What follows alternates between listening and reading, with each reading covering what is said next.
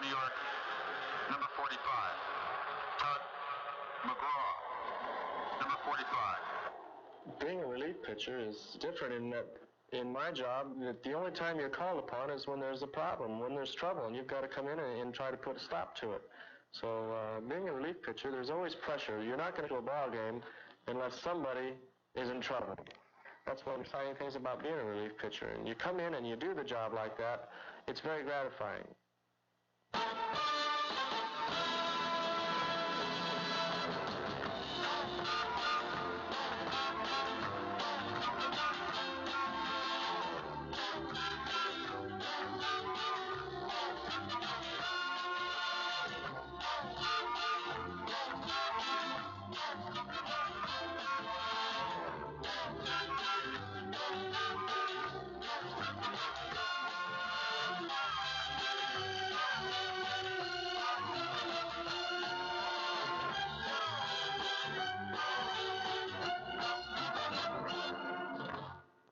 Call them baseball's troubleshooters, rescue artists, or firemen. They are relief pitchers, and their home is the bullpen.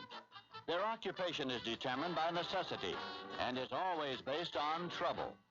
Once they were old-timers finishing out a career. That was yesterday. Now many are rookies with their jobs taking on respectability and even glamour as they've become baseball's answer to football specialists. In today's highly specialized version of the game, they perform a lonely mission. For them, every pitch is a pressure pitch, and there's no disagreement about their influence on the game. Today's philosophy calls for the starters to throw as hard and as long as they can, since relief is just a phone call away. They are often highly paid, always much appreciated. Relief pitchers are synonymous with tenants. The lucky managers who have good ones call on them regularly to close out a game.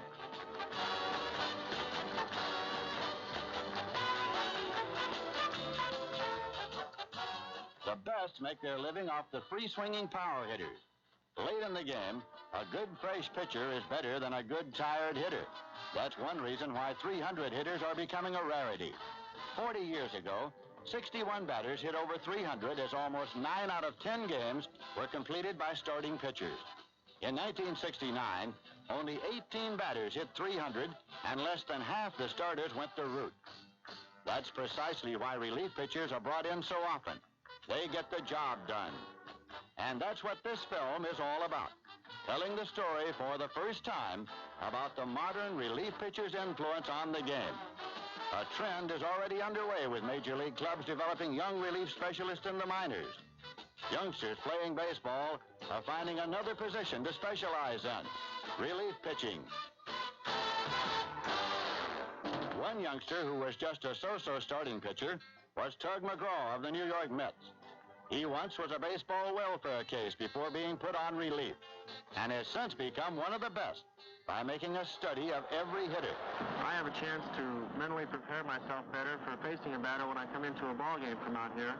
In right center field, you can see home plate much more clearly than you can from over in the corner down by the foul line. And when I come into a ball game, possibly a winning run on base, and I come up against a hitter that I've seen 2-3 times from out here, I know how he's swinging the bat that night.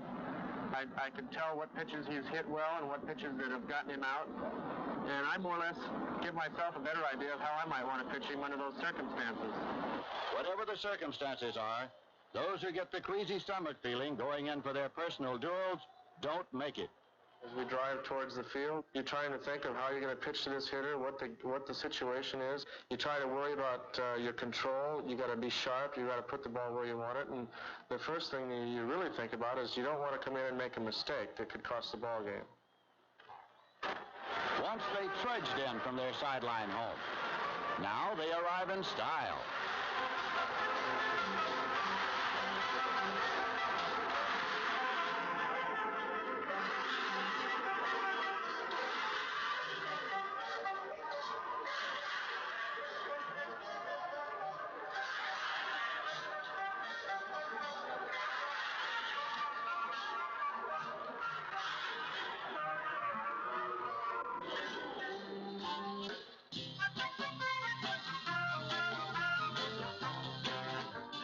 Bullpens are baseball's high-rent district.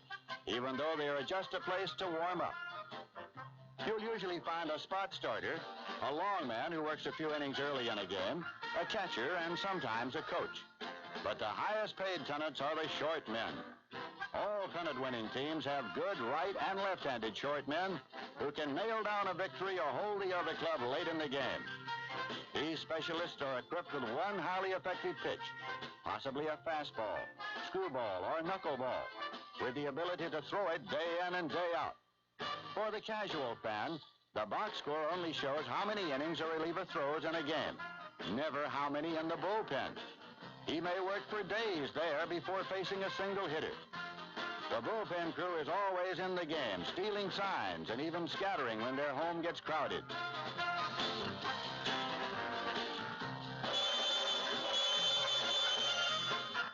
Today, communication is by telephone. It wasn't always the case. Managers would play charades and get men warmed up or into a game.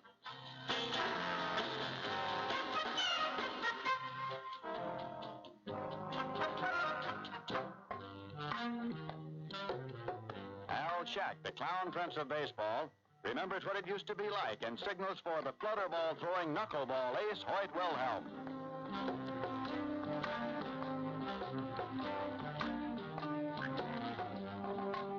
Or the 6'6", 240-pound Dick Raditz, who is known as the Monster.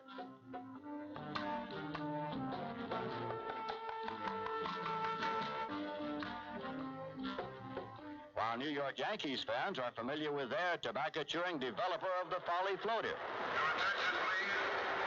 Ladies and gentlemen. Now pitching for the Yankees.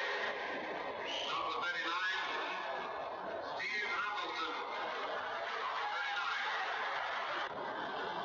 Number 39. Here's Yankee broadcaster Bill Rizzuto. All right. Steve Hamilton pitching. Oh, there's the volley floater, and it falls back. And listen to the crowd. Hamilton had thrown the pitch to Tony Horton in Cleveland, and now he wants another one. And Hamilton gives the sign. He says, all right, maybe I'll do it again. Let's see. Yeah, here it is. Look at this. And he fouls it again. And Munson takes the catch. Holy cow, what a play by Thurman Munson. And Tony Horton throws the bat in the air and then is held it and throws his hands in the air. And listen to this crowd go wild.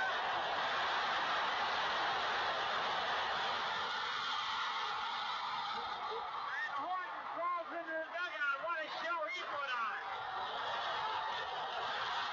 There's speculation about how the bullpen got its name. Some believe the term began at the turn of the century, when pitchers warmed up near the Bull Durham tobacco signs found in most ballparks. Fred Bucky Veal of the Pittsburgh Pirates in 1903 became baseball's first World Series relief pitcher. It wasn't until Johnny Murphy of the Yankees came on the scene in the mid-30s that relief pitching began to develop its full identity. There were others before him, but Grandma, as he was affectionately nicknamed, relied on a curveball, was one of the first to make a career out of rescuing others. He was at his best in 8 World Series appearances, where he compiled an earned run average of 1.10. Another great one, Hugh Casey, captured the hearts of Brooklyn Dodger fans in the 40s with a fine curveball and a sneaky fastball. The Fates found a special glee every once in a while, snatching victory from his grasp, like in the 4th game of the 1941 series against the Yankees. After getting 2 out in the 9th, he retired Tommy Henry on what should have been a game-ending strikeout. The ball got away from catcher Mickey Owen, and Henrik raced to first. Before the inning was over, the Yanks put away the game and were on their way to winning the series.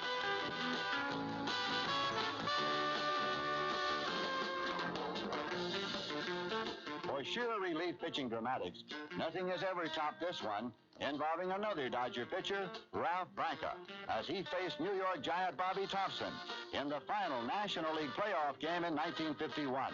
With one swing of Thompson's bat, Branca lost baseball's most famous duel, as reported by Giant announcer Russ Hodges.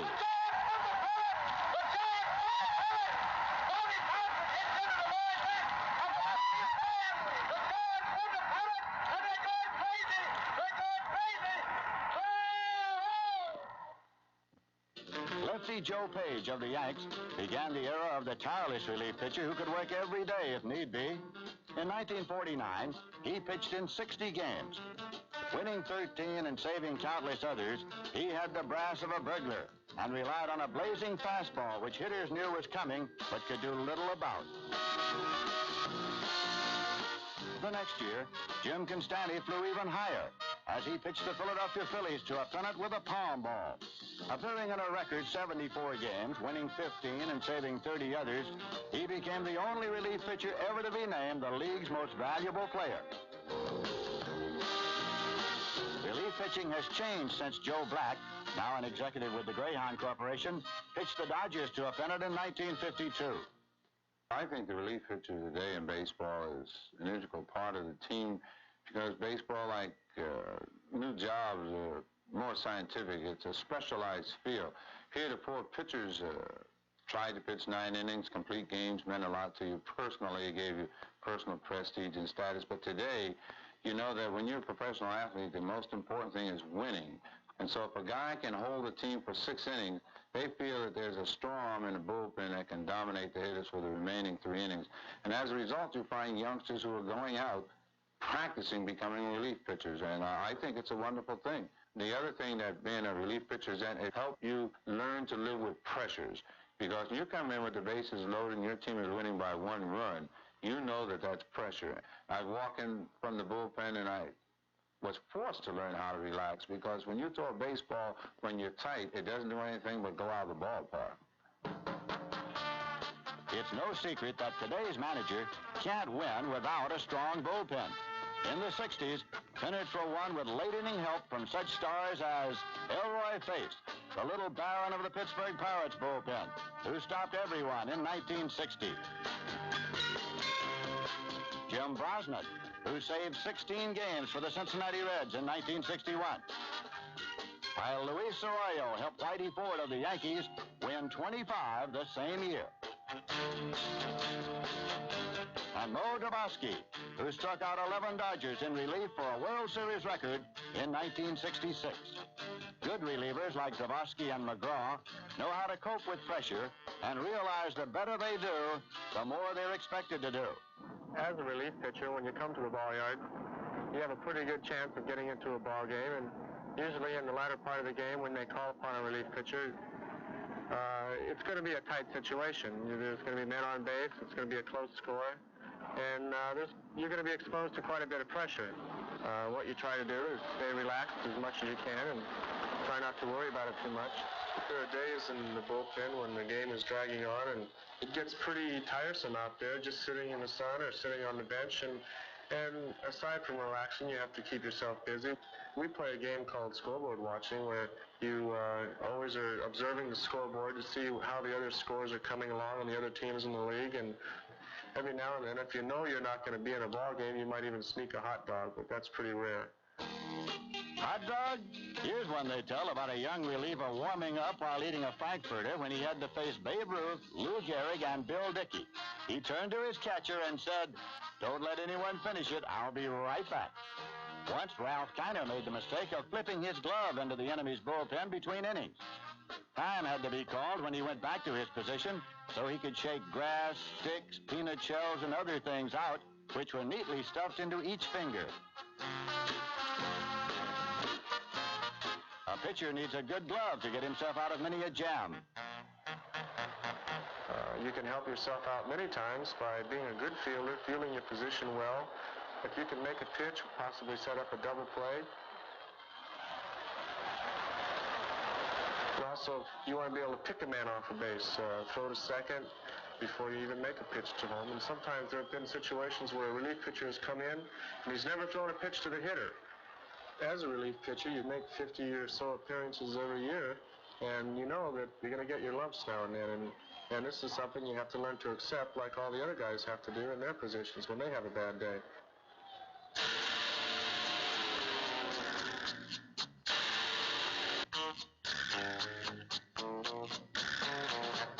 Some days it's so bad you don't even know which base to cover.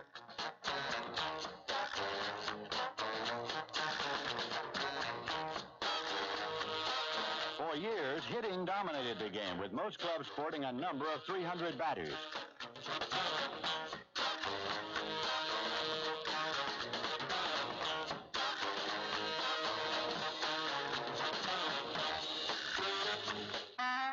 Now the game has changed. It's a different story. When the bullpen was the end of the road for the old-timer, batters fattened their averages in the late innings. Today, they're facing relievers who are sometimes more talented than starters. No wonder managers like to have their relief aces face particularly tough hitters. Relievers have their own problems when they get to the mound, like a landscaping and manicuring job.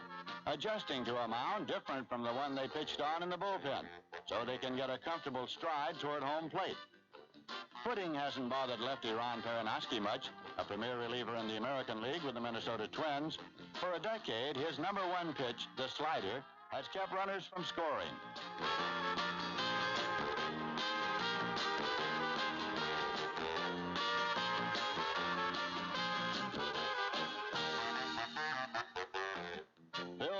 Of the Chicago Cubs is the only man who has walked off twice with the National League Fireman of the Year award.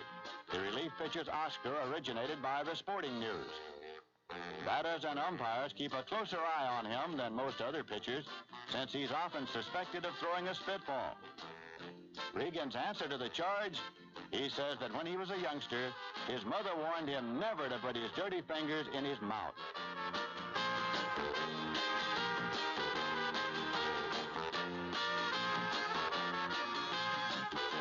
Whenever there's a discussion about relievers, the man that most remember is Hoyt Wilhelm of the Atlanta Braves, master of the most baffling of all deliveries, the knuckleball.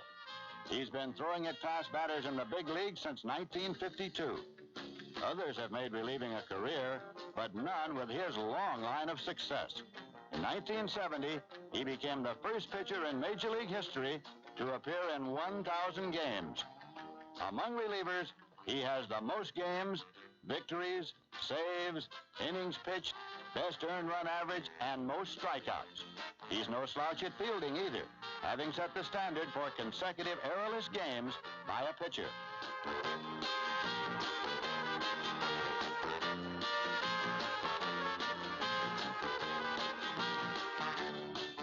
Men like Wilhelm and McGraw prize the challenge of answering the call from the dugout to halt a rally, no matter what the circumstances may be.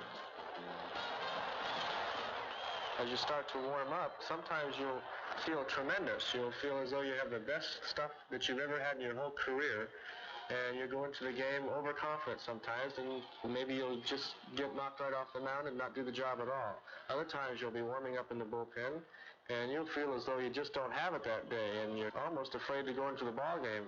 And sometimes that's not too bad, because you go into the game realizing that you don't have your sharp stuff, and you have to concentrate more, and you'll end up doing a better job. It's not going to matter how I feel. I mean, I'm going to have to go in anyway, whether I feel good or not. Managers know that top production from their relief pitching corps is a must if they have visions of winning a pennant. It's that simple. If you have a reliever who can keep the score low, your club has a chance in every game. Good ones are scarce. So, major league teams are developing youngsters in the minor leagues. And for youngsters playing sandlot ball, it's another avenue to the majors. Television has made relievers nationally known, and they're receiving high salaries to go along with their fame.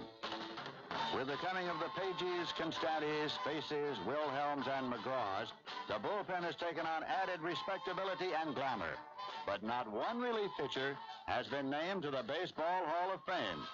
In the years to come, sports writers' votes for baseball's immortals will start to include these great ones as Hall of Fame candidates. Fred Marbury, Johnny Murphy, Hugh Casey, Joe Page, Jim Constante, Joe Black, Elroy Faith, Dick Raddick, Stu Miller, Lindy McDaniel, Ron Perranoski, Hoyt Wilhelm. Champions all. in a game that has captivated Americans old and young for more than a century. They all play their part in putting together a winning team. But the relief pitcher never gets in the starting lineup. He can't and still be a relief pitcher, yet he's the first man you call when your team's in trouble. A 10th position in the lineup. He's a baseball team's newest star, and those like Tug McGraw are helping to keep baseball America's greatest sport.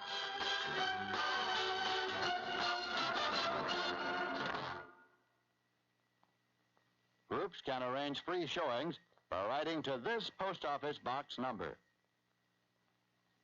Bullpen has been presented by Panasonic, just slightly ahead of our time.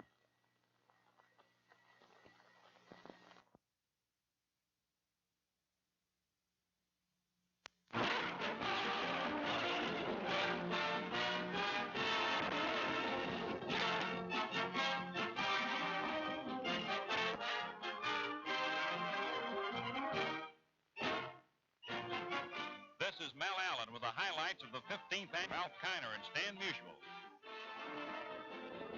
The American League. We offer all kinds of baseball videos, so write in for that catalog. We'll see you next time. And Bert Shotton, who piloted the pennant-winning Brooklyn club last season.